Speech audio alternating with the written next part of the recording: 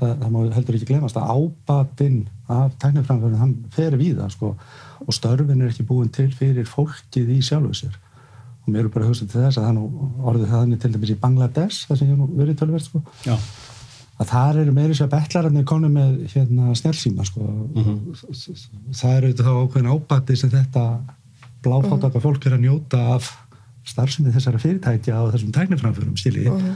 Þetta eitt af fyrsta sem að fólk umlar sér fyrir. Það í raun og veru snjallsímar. Þetta bara þetta stæmi og það auðvitað ábati.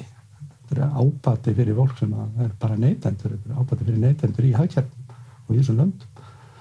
Þannig að eitt ábati þeirra sem vinna hjá þessum fyrirtækjum og annað ábati samfélagsins. En ástæða til þess að óttast störf og hvað verður fólk sem að missi störf út af tæknibyrjum? Ég veit ekki, og mér er oft hugsað til þess, þetta mjögulega líið, þetta ágætis dæmisaga þegar Nixon fór til Kína og kynverjarnir fóru að sýna honum þar sem þau voru að byggja stíflurnar